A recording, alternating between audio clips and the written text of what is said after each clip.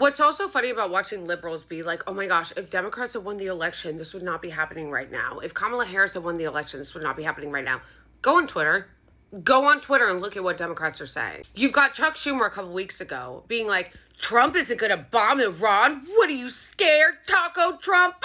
This was a statement that Hakeem Jeffries put out, the leader of the Democrats in the House. Iran is a sworn enemy that can never be allowed to have a nuclear weapon. Tell me how this is any different than what Republicans are saying. Tell me how this is any different than what Trump is saying and doing. What liberals are failing to realize is that it doesn't matter who is president in our country, Israel is always going to win. Our warmongering foreign policy run by the Israeli regime and the military-industrial complex and the billionaires that actually run this country, they're going to be the ones who win, and they all agree. That's why when you see matters like this, the Democrats are indistinguishable in their rhetoric and their voting from the Republicans. So you guys sitting around and being like, it would be so different if Democrats had won, that's just code. There's literally no evidence for that. Jake Auchincloss, who is another one of those military-industrial complex hacks that the Democratic Party loves to elect, got on TV yesterday and first went after Mahmoud Khalil and was like, he shouldn't have a platform. He's like an American and Israel hater, and he didn't even talk about Hamas, and then proceeded to repeat all the atrocity propaganda that the Israeli regime has been pushing about October 7th for years that has been debunked, but Jake Auchincloss is going to continue to repeat those lies. But my favorite part about it was him getting on, since we're talking about Iran, and trying to do what we're doing in Iran is good, actually, because what about women's rights? They have human rights violations. I'm gonna need to stop you right fucking there. Here's what I'm not doing, okay? Here's what no one should do and put up with. This is all Iraq War 2.0. This is all the invasion of Iraq 2.0. But it's much worse now because now we've seen it. Now it's been a couple decades. We've seen this movie before, and now we have seen the genocide in Gaza live stream for the last almost 2 years. It was one thing before a live stream genocide to come out and be like, what about the Afghan girls, and pretend to give a shit about women's rights. You're really coming out here to do the what about Iranian women post-Gaza genocide? You same motherfuckers who have been cheering and excusing the slaughter of the Palestinians for the last 19 months?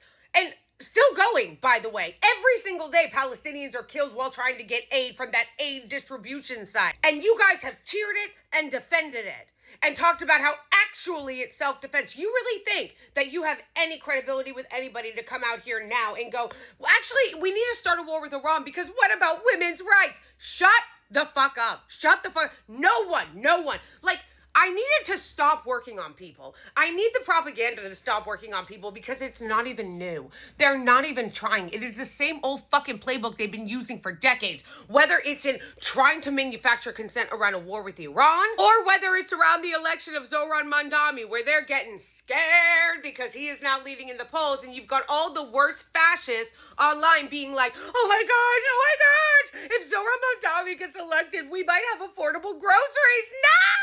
And all of you libs who want to really differentiate yourself from the Republicans, you should ask yourself why all the worst fucking Republicans and Trump supporters want Cuomo to win. Why is billionaire Trump backer who regularly tweets Islamophobic shit about Zohran Mamdani retweeting Andrew Cuomo? He retweets this guy, the one who cheered bombing Gaza. Zohran himself has often pointed out that some of the biggest Cuomo donors are also the biggest Trump donors cheering on war with Iran. This poll is exciting, but don't allow it to let you get cocky.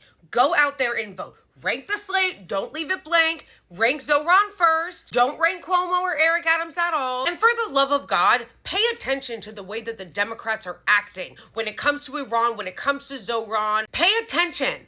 Because look at how they're pulling out all the stops against Zohran. The Democratic Party claims to be the party that cares about the working class, that cares about unions, that cares about healthcare and affordability. But when somebody actually tries to do it, you will see them fight against that progressive harder than you will ever see them fight against a fascist Republican. And that should be instructive to you. Stop falling for it and get out there and vote for Zohran.